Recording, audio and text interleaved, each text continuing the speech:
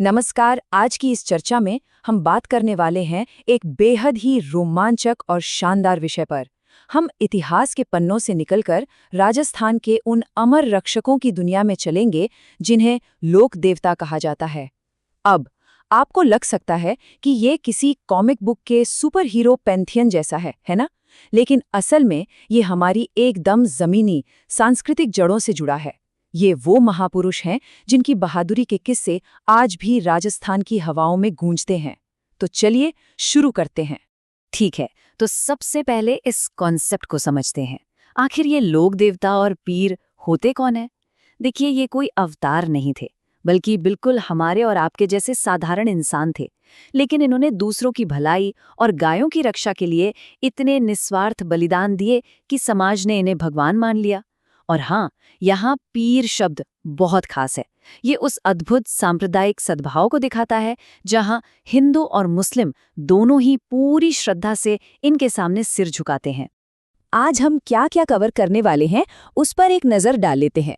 हम शुरुआत करेंगे लोक देवताओं के उदय से, फिर मारवाड़ के पंच पीरों तेजाजी, देवनारायण जी और कल्लाजी राठौड़ के जीवन को देखेंगे, और अंत में समझेंगे कि आज के समय में इनकी विरासत हमारे लिए क्या मायने रखती है।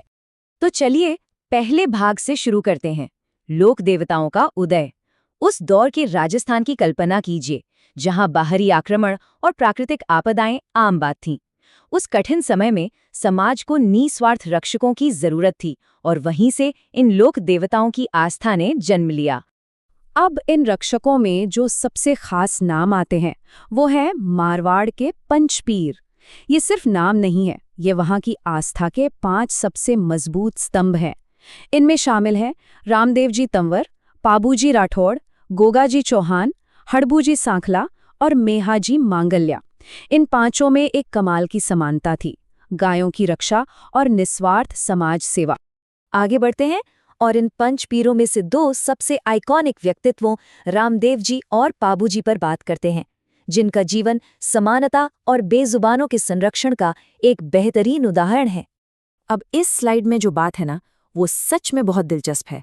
रामदेव जी तंवर का सामाजिक नजरिया। उस समय सोचिए, जब छुआछूत चरम पर था, तब इन्होंने इसका कड़ा विरोध किया और सबको साथ लाने के लिए कामड़िया पंथ की शुरुआत की।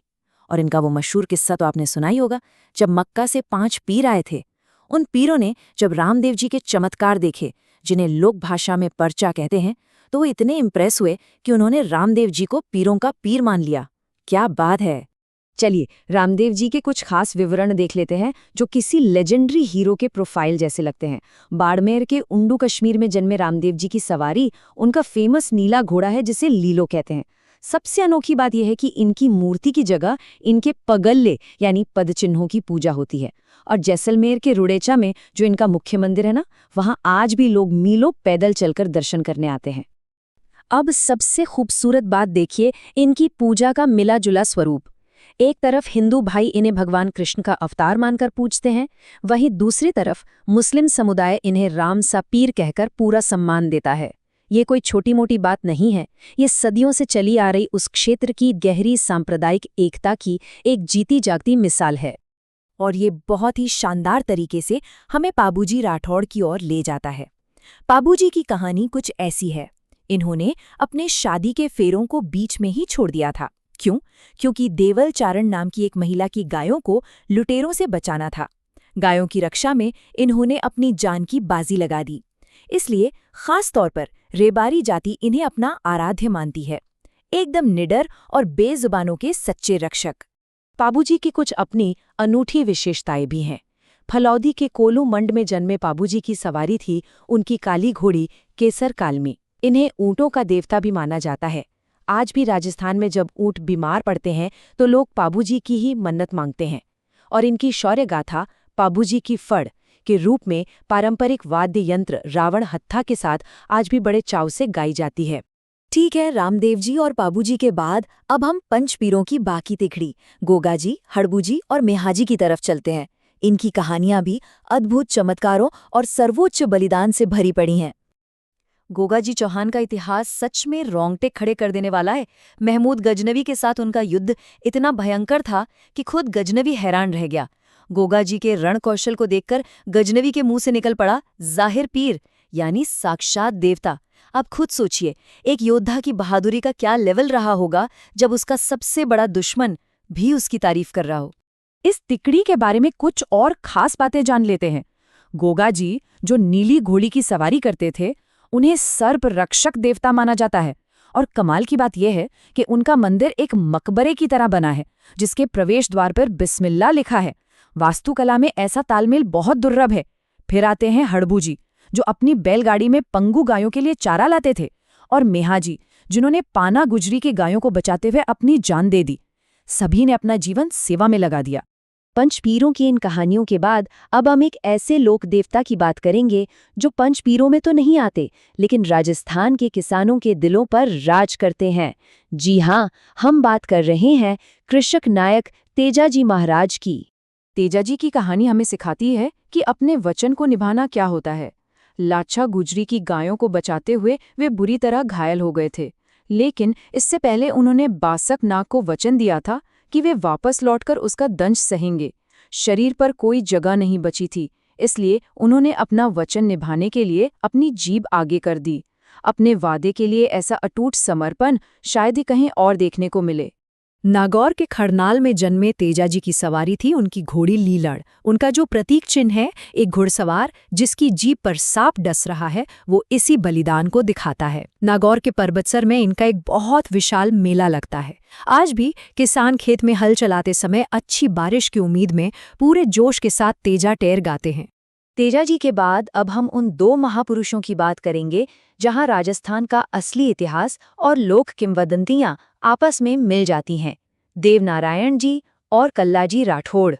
देवनारायण जी गुर्जर समुदाय के आराध्य देव हैं, पर मजेदार बात यह है कि वो सिर्फ एक योद्धा नहीं थे, बल्कि आयुर्वेद के बहुत बड़े ज्ञाता भी थे। इन्होंने इलाज के लिए नीम की पत्तियों और गोबर का एकदम साइंटिफिक इस्तेमाल किया। और एक बात जो मुझे सबसे अनोखी लगती है वो ये कि इनके मंदिरों में किसी मूर्ति की नहीं बल्कि ईंटों की पूजा होती है ना कमाल की बात। अब चलिए आगे बढ़ते हैं और देखते हैं कल्लाजी राठौड़ का इतिहास। साल 1567-68 की बात है, जब सम्राट अकबर ने चित्तौड़गढ़ पर हमला किया। युद्ध में कल्लाजी के चाचा जयमल घायल हो गए, तो कल्लाजी ने क्या किया? उन्होंने अपने चाचा को अपने कंधों पर बिठा लिया और युद्ध मैदान में उतर गए। दोनों ने ऐसा कहर ढाया कि मुगलों को लगा मानो रणभूमि में कोई 4 हाथों वाला देवता आ गया हो, और बस कल्लाजी हमेशा के लिए इतिहास में अमर हो गए। तो इन सभी महान लोक देवताओं के जीवन और उनके अद्भुत चमत्कारों को जानने के बाद अब वक्त है इस बात पर गौर करने का कि आज के इस मॉडर्न समय में इनकी इस विरासत का आखिर क्या मतलब है। सच कहूं तो ये महापुरुष सिर्फ इतिहास की किताबों तक सीमित नहीं हैं। भारत सरकार ने तेजाजी और देवनारायण जी के सम्मान में स्मारक डाक टिकट तक जारी किए हैं। इनके विशाल मेलों में आज भी सभी धर्मों और जातियों के लोग एक साथ आते हैं।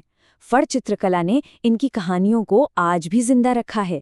ये एक धड़कती हुई, जीती जागती विरासत है जो हमें आज भी सांप्रदायिक सद्भाव और एकता का पाठ पढ़ा रही है।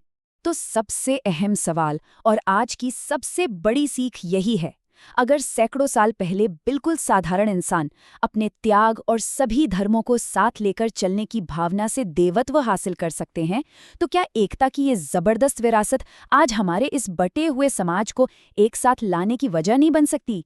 जरा सोचिएगा इस बारे में। इसी विचार के साथ आज की इस चर्चा को हम यहीं समाप्त करते हैं। हमारे साथ जुड़ने के लिए आपका बहुत बहुत धन्यवाद।